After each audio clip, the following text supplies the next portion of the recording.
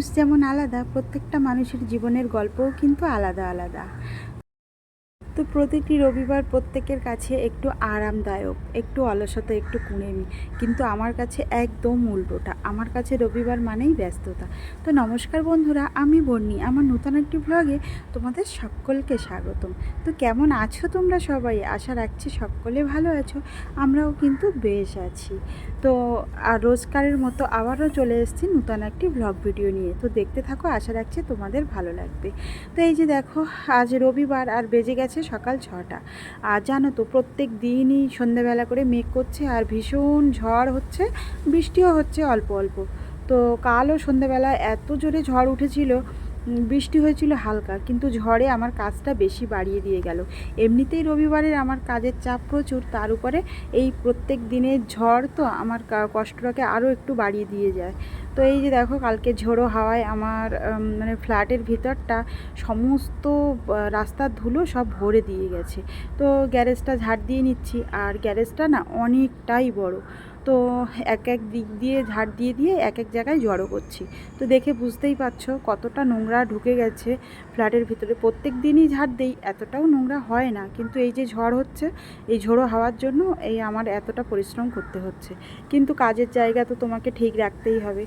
তো আমার কাজ আমাকে করতে হবে। আর জানো তো, দায়িত্ব কথাটা শুনতে কিন্তু খুবই ছোট্ট, কিন্তু এই দায়িত্বটা পালন করা খুবই কঠিন ব্যাপার। সবাই কিন্তু সব দায়িত্ব নিয়ে পালন করে ঠিকঠাক উঠতে পারে না। কিন্তু যখন আমি কোনো দায়িত্ব নেই, আমি আমার সব কিছু দিয়েই চেষ্টা করি সেই দায়িত্বটাকে সম্পূর্ণ করে মানে করার। তো ফ্ল্যাটের দায়িত্বটা আমার হাতে, সমস্ত সব কিছু পরিষ্কার পরিচ্ছন্ন রাখার। তার জন্য যথাযথ পারিশ্রমিকও দেয়, কিন্তু শুধু পারিশ্রমিক দিলেই যে সবাই সেই কাজটাকে সুন্দরভাবে করতে পারে তাও কিন্তু নয়। মানে তুমি যদি কোনো কাজকে ভালোবেসে না করো না, সেই কাজটা কিন্তু কখনোই ভালো হয় না। তো আমি চেষ্টা করি যেরকম পারিশ্রমিক নেই, তাদের কাজটাও যেন যথাযথ বুঝে দিতে পারি। তো এই যে দেখো, আমার ঝাড় দেওয়া হয়ে গেছে, আর এই যে দেখছো আমার গাছগুলো নূতন বৃষ্টির জল পেয়ে না কত সুন্দর হয়ে গেছে। আর বৃষ্টির জল মানেই যেন ইউরিয়া সারের মতো কাজ করে। তো আমার গাছগুলো তো সারটার সেরকম কিছু দিতে পারি না, শুধু জলটুকুই দেই। তো এই বৃষ্টিটার পরে দেখছো, আগে যে পোকাগুলো হয়েছিল না, পোকাগুলো সমস্ত সব ঝরে গেছে, আর নূতন পাতা বেরিয়েছে। দেখে আমার এত ভালো লাগছে কি বলবো। আর এই কারিপাতা গাছটা দেখছো, তো এই কারিপাতা গাছের মাথাটা না ভেঙে গেছিলো, তো আবার দেখছি নূতন কষ বেরিয়ে সুন্দর মানে ঝাঁকড়া হয়ে গেছে। এই যে দেখছো দুটো দূর্বা গাছের টব, তো বৃহস্পতিবারে দূর্বা ঘাস লাগে, এখানে তো কোথাও খুঁজে পাওয়া যায় না, তার জন্য আমি দুটো টবে দূর্বা ঘাস লাগিয়েছি। আর এই দেখো, আমার নয়নতারা গাছের নূতন গাছে ছোট্ট ছোট্ট ফুল ফুটতে আরম্ভ করেছে। তো গাছে যখন ফুল ফোটে না, দেখতে ভীষণ ভালো লাগে। আর এখানে দেখো, আমি ঝাড় দিতে গেছিলাম আর ভাতটা বসিয়ে দিয়ে গেছিলাম। তো আদির বাবা কাজে যাবে, আর আমিও ওদিকে সিঁড়ি মুছতে যাব, তার জন্য সকালবেলা উঠে আগে রান্নাটা আমি করে নিচ্ছিলাম। তো এখানে হচ্ছে ভাত ফুটে উঠেছে, আর আমি আজকে রান্না করব আম ডাল আর একটু ভেন্ডি আলু ভাজা। তো ডালটাও সেদ্ধ করতে বসিয়ে দিয়ে গেছিলাম, ডালটা সেদ্ধ হয়ে গেছে। আর এসে আমি আমগুলোকে সুন্দর করে ভেজে নিচ্ছি। আর জানো তো, আমি না আম ডাল কিন্তু এভাবেই করি। তো আগে পেঁয়াজ ট্যাজ দিয়ে সুন্দর করে ভেজে নিয়ে আমগুলোকে তার সঙ্গে দিয়ে একটু নাড়াচাড়া করে নিয়ে সেদ্ধ করা ডাল ওর উপরে দিয়ে দিই। এতে না আম ডালের টেস্টটা সম্পূর্ণ আলাদা লাগে। তো আমি অনেকভাবেই রান্না করে দেখেছি, কিন্তু এইটাই যেন আমার কাছে খুব ভালো লেগেছে। আর ডালটা হয়ে গেছিলো, তারপরে আমি ভেন্ডি ভাজাটা কেটে গুছিয়ে নিয়ে ভাজাটা করে নিয়েছিলাম, সেটা তোমাদের সঙ্গে দেখালাম না। আর জানো তো, সব কিছু না ভিডিও করে উঠতে পারি না, তো ফোনটা ধরে দেওয়ার লোক নেই, আর স্ট্যান্ডটা আমার একদম ভেঙে গেছে। তো যতটুকু পারি একটু চেষ্টা করে করে ভিডিও বানাই তোমাদের সঙ্গে শেয়ার করব বলে। আর ওখানে আদিও উঠে পড়েছে ঘুমের থেকে, তো ওকে ব্রাশটা দিয়ে দেবো আর আমিও ব্রাশ করে নেব।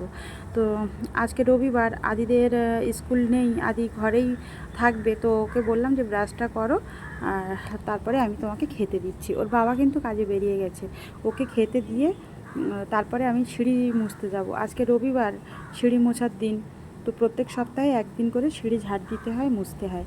আর এখানে দেখো, আদি উঠে গেছিলো, বিছানাপত্র কিচ্ছু তোলা হয়নি। তো বিছানাটাকে গুছিয়ে নিলাম, নিয়ে তারপরে আদিকে খেতে দেবো। দিয়ে তারপরে আবার আমার গোপাল সোনাকে সকালের প্রসাদ দেওয়া হয়নি। তো গোপাল সোনাকে আমি আদিকে বললাম সকালের প্রসাদ দিতে, তো বললো না, আমি আজকে দিতে পারবো না। ছোটো মানুষ তো, যখন ভালো লাগে তখন দেয়, আর নইলে দেয় না। আমি বিছানাপত্র তুলে গপুকেও তুলে নিয়েছি, নিয়ে তারপরে ওকে খেতে দিয়েছিলাম, ওর খাওয়া দাওয়া কমপ্লিট। আমি এবার বসে পড়েছি বাসনগুলো মাজতে। আর বাসন খুব একটা ছিল না, অল্প কিছু বাসন ছিল, তো সেই বাসনগুলো আমি এই যে মেজে নিচ্ছি।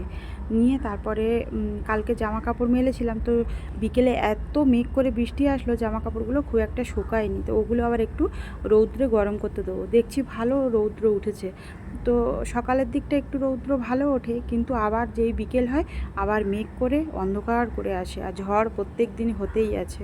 আর এই যে দেখো আমার ঘিতে না পিঁমড়ে লেগেছে গো, তো ঘিটা অনেকটাই ঘি পিঁমড়ে লেগে গেছে, আর পিঁমড়ে লাগলে না খেতে কেমন একটা লাগে, সেজন্য ঘিটা আমি ছাঁকনিতে করে ছেঁকে নিয়েছি, নিয়ে রৌদ্রে বসিয়ে দিয়েছিলাম। তো ঘিটা দেখো গলে মানে ঘির ঘটিটায় পড়ে গেছে, আর পিঁমড়েগুলো আলাদা হয়ে গেছে। তো এইবার ঘিটাকে ভালো করে ঢেকে রেখে দেবো। আর ঘিটা কিন্তু একদম ডালা বেঁধে গেছিলো, যেই রৌদ্রে দিয়েছি সেই একদম গলে গেছে। আর এই যে দেখো একদম তেলের মতো হয়ে গেছে, তো খুব ভালো লাগছে। আর পিঁমড়েগুলো নেই, আদি তো একটু ঘি খেতে ভালোবাসে, তো ওকে ওর জন্যই ঘি কেনা, তো ও খায় আর আমিও একটু খাই। ওর বাবা অত একটা ঘিটি পছন্দ করে না। তো যাই হোক, ঘিটাকে সুন্দর করে গুছিয়ে রাখলাম। আর এখন কিন্তু বিকেলবেলা বেজে গেছে প্রায় 4:30 মতো, তো খুব ইচ্ছা হলো একটু আম মাখা খাওয়ার।